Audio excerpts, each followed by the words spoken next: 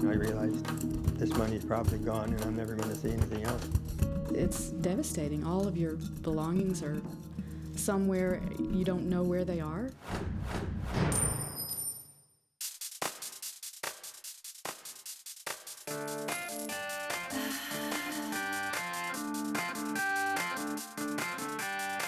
They say the best things in life are free, but you can give them to the birds and bees. I need money. That's what I want. That's what I want. That's what I want.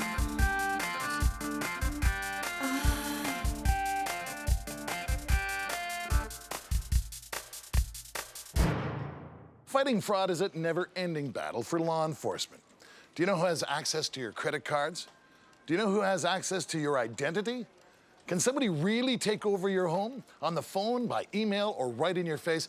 These are just some of the ways a fraudster will approach you. Hi, I'm Tom Nacho, and this is Fraud Squad TV. We work with members of law enforcement experts in the field and members of community all across North America. We're here fighting fraud together. Each week, we'll introduce you to those who have been scammed, and we'll give you tips so that you don't become a victim of fraud. Watch, look, listen and learn, and then tell your friends and neighbors. In fact, become an expert yourself, because the more you know, the better your chances are.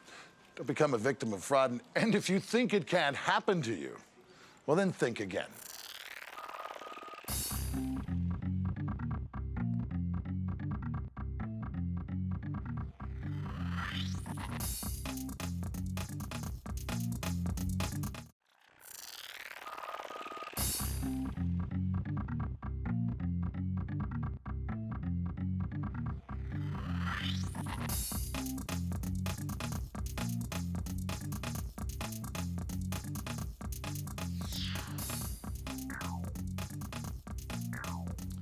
Fraud on the move. Here's a story of an assistant professor who had her belongings held for ransom by a mover who quoted her one price, but then demanded twice as much before delivering her goods. Let's take a look at this.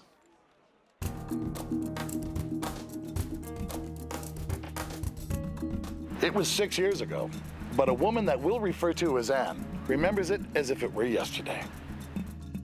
I needed to move from Connecticut to Virginia to accept a teaching position. Anne was 44 years old at the time. She was single and living alone. And so when she was offered a job 600 miles away from her Connecticut home, she soon became overwhelmed with the task of moving. But the excitement soon had her looking online for a mover. I decided on a particular mover. I read an article in the New York Times about moving and avoiding moving scams. Anne made a list of the movers based on the bids that she was given, and then she did what any prudent consumer would do. Once she narrowed it down to one, she thoroughly looked into that company's past. I checked with the Department of Transportation and with the Better Business Bureau, and everything about this company checked out fine. Everything did check out fine, but as Anne was soon to find out, she was going to have to hang on tight for the bumpy ride ahead.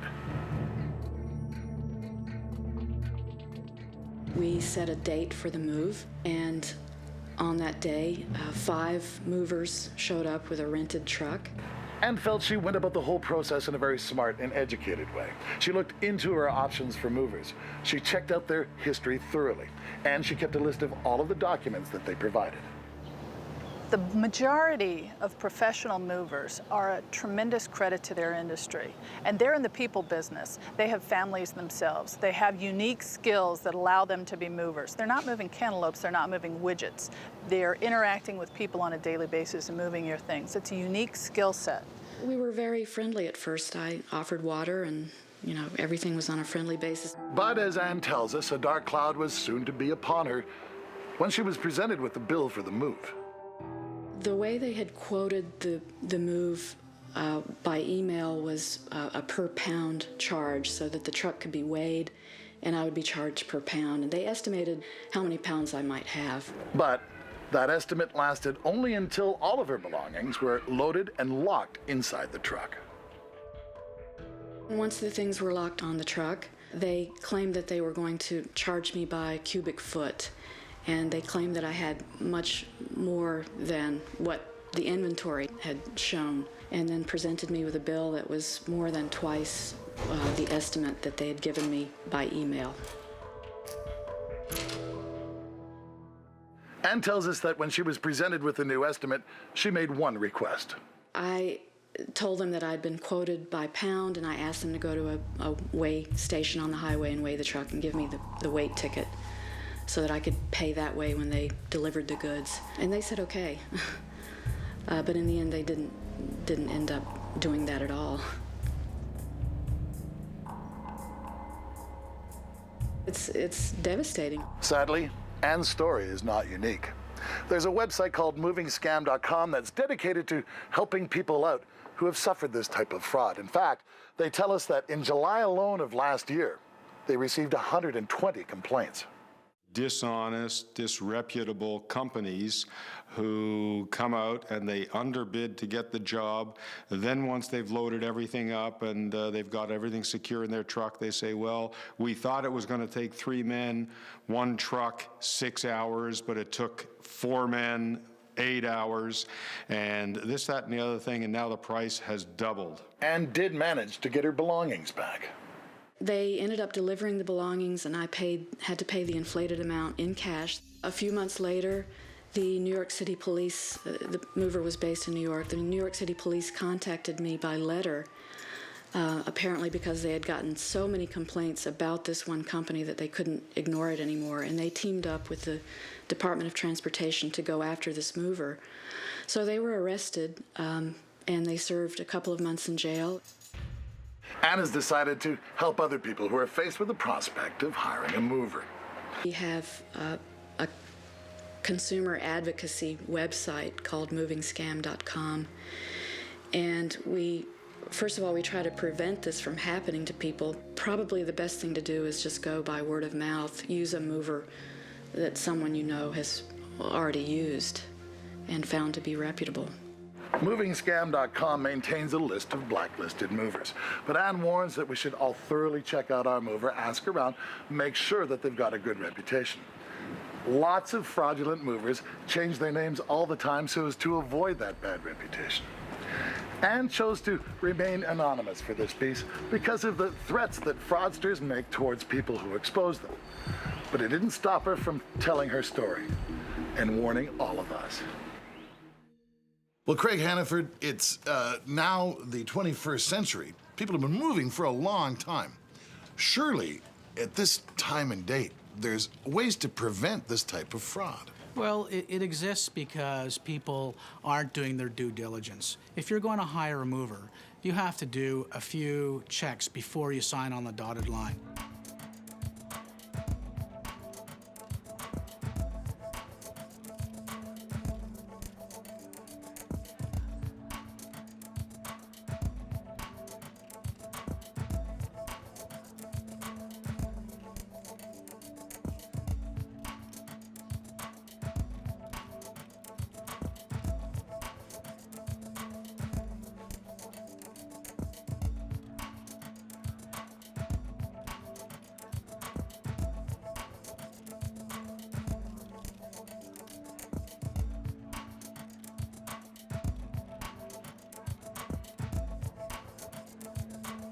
The best thing you can do is to make the proper checks of the moving companies that you're hiring. Craig Hannaford, thanks a lot for looking into this for us. We'll be right back with more Fraud Squad TV.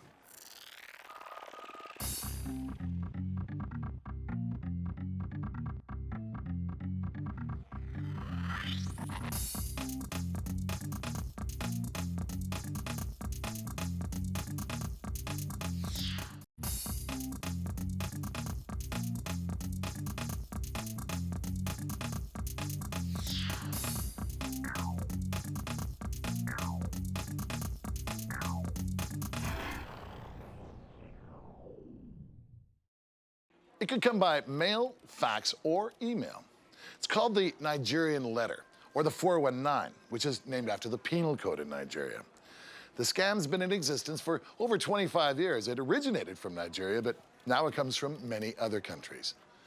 It can take something even more valuable than your money. It can take your life. You're about to meet a doctor who fell into the trap. Let's take a look at this.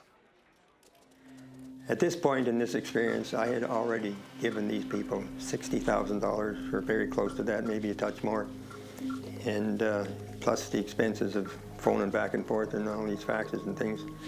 So it was mounting up to the point now, and I realized this money is probably gone, and I'm never going to see anything else. Some years ago, Dr. Axelson received a fax from Nigeria about some oil industry money. A lot of money. Nigeria has been tagged as being the mecca for the 419 scam, but they are now, they've crossed all the borders. That's the thing about the internet. You can execute these scams from virtually anywhere. The victim does not come from any walk of life. They're not poor, particularly. They're not particularly wealthy. They're not particularly well educated, and some of them are quite well educated. It is fascinating. It crosses all sections of life. Often on these 419 scams, the victims will receive large amounts of documentation that appear to come from legitimate Nigerian government offices, such as the Central Bank of Nigeria or the Nigerian National Petroleum Corporation. And the documents look official. They've got all sorts of stamps and signatures. But the fact of the matter is they're just bogus, fraudulent documents. I received a fax from an official who claimed himself as a doctor, and he was an official from a group of people in Nigeria who had a bunch of money over there that was overcharges of contract situations with the oil industry. And they invited me to help them to get it out by allowing them to transfer these funds. It was $15.2 million into my account, and they were willing to share 30% of it with me. 60% went with them, and then 10% was to be allowed for expenses for both sides. Within hours of replying to the fax, an endless wave of impressive-looking documents started coming to Dr. Axelson, and they kept coming for months on end.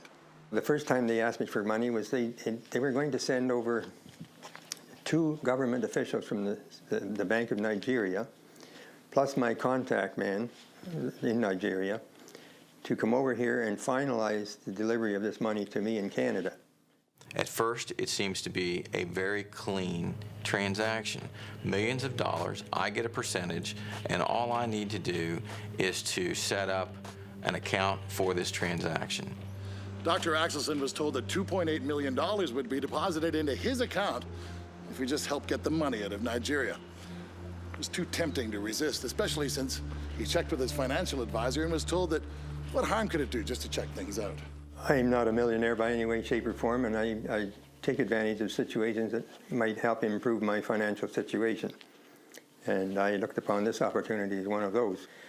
At this point in this experience, I had already given these people $60,000, or very close to that, maybe a touch more.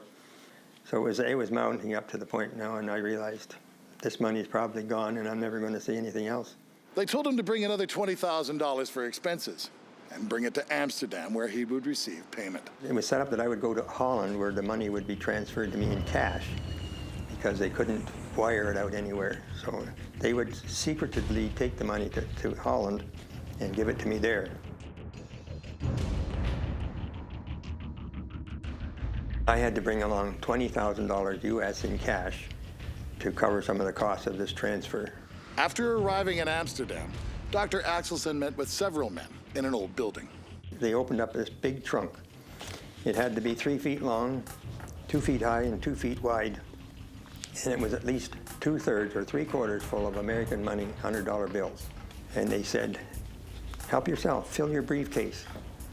Well, I looked at all this money, and I looked at them, and I figured, well, if I walk around Amsterdam with a briefcase full of money, first thing they're going to do is set me up for a robbery, and I would lose it all and maybe get hurt in the process, so I declined. Amsterdam is one of the locations, but it's not the only one. What they do want to do is they want to control the environment. They don't want to come to your location, they want you coming to their location.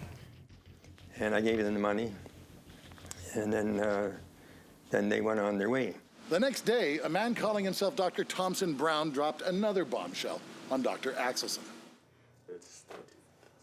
Between my contact in Nigeria and this Mr. Brown, they could come up with $25,000 of this money, but I would have to come up with the rest. Just keep in mind, you'll be rich. I said, well, I can't come up with that just off the top of my head. I'll try and contact home and see what I can do. In a fit of desperation, Dr. Axelson called his wife. My wife wasn't having any part of this. She said to herself, there's just no way I'm going to come up with this money. I can't get this money for you. Fortunately, his wife convinced him to come home and contact the police. When we first met Dr. Axelson, he was still a believer that he was actually involved in a legitimate sort of investment.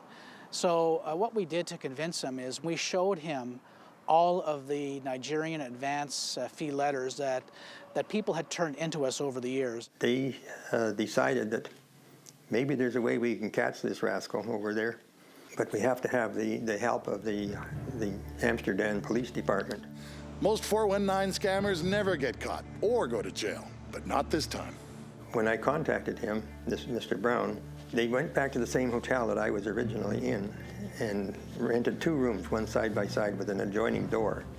The plan that we had with Dr. Axelson and the Dutch authorities was to tell the suspects in Amsterdam that Dr. Axelson was returning with approximately $60,000 to make the next payment. And the police had set it up so that I was to walk him down to the bottom, to the lobby, and when I shook his hand, that was the signal that that was the guy. As Dr. Axelson was about to hand over the money, that's when the arrest was made.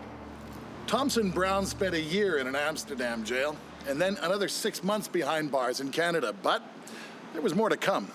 When Dr. Thompson Brown was arrested, he had a notebook on him, and the notebook contained all sorts of names and phone numbers of people all over the world. When I say all over the world, I mean everywhere from the United States to Papua New Guinea.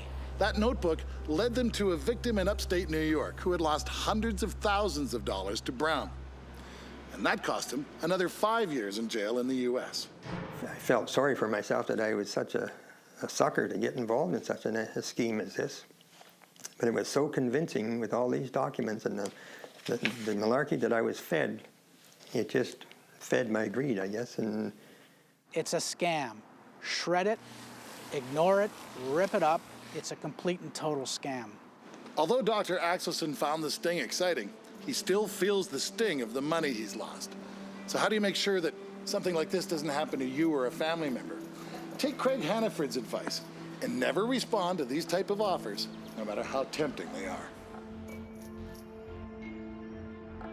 unfortunately, I retired with a considerable debt, and I'm still trying to pay off that debt.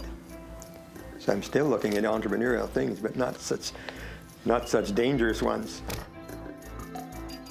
Well, Craig Hannaford, this has been going on for 25 years. You've been in law enforcement for 25 years. How can this thing still keep working? It's not going to stop working because as long as there are people out there who perhaps are a little bit greedy or looking for their ship to come in, it'll keep working. Dr. Axelson is such a well-educated man. He's successful, run many businesses. How does a man like this get taken so far down the river? Well, these fraudsters, they know how to play to human weakness. One human weakness is, of course, greed, and people will be chasing that money and do anything they can to get it.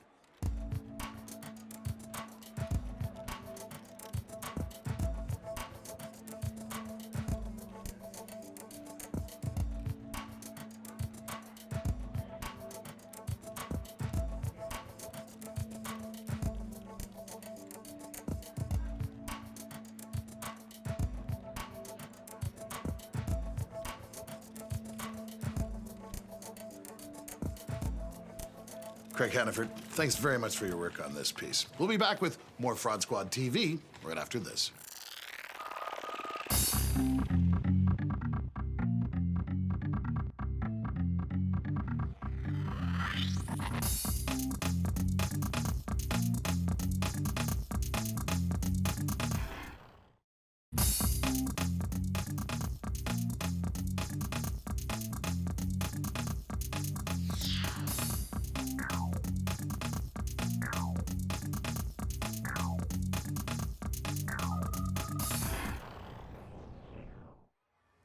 Have you or anyone you've known been the victim of a fraud or scam? Unfortunately, many of us have, and fraudsters rely on us letting our guard down. Email is a great way of communicating. It's fast and convenient, but we've become so used to it that we don't always use caution. An unbelievable 10% of people still click on embedded links in suspicious emails, and every time they do, they expose themselves to a variety of frauds. In this segment, Fraud Squad TV takes it to the street to hear some of your stories. I have been defrauded. I had a lease, and so I was putting myself out on the internet, and I was posting sublease. I got an email from a girl that was saying that she was a model from Nigeria. I asked her if she was gonna come, and she said yes, and she needed me to send her $25,000 or $2,500 to buy a ticket to come over here. It was some really big, messed up story. I was this close. My dad went to the bank, got the check, was about to send it, and then I was like, this is too fishy, this is really weird. And then I did some research on the internet, and I found out that it was like a scam. I myself haven't been defrauded, but my friend has, and he got his banking stuff actually defrauded. He got an email, he saw it like 3 in the morning, it said it was from bank. It's saying all this information, we're going to close your account if you don't give us all your information right now because of some sort of issue. I guess he was half asleep or whatever. Filled out everything.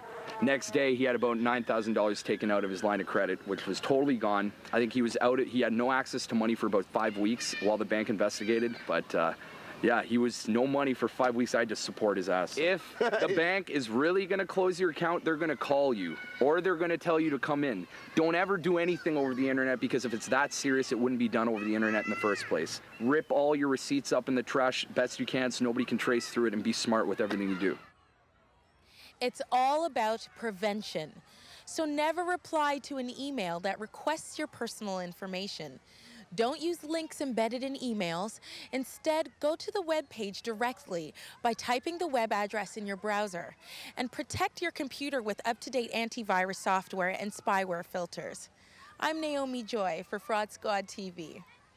Thanks for watching. Join us again next week for another episode of Fraud Squad TV.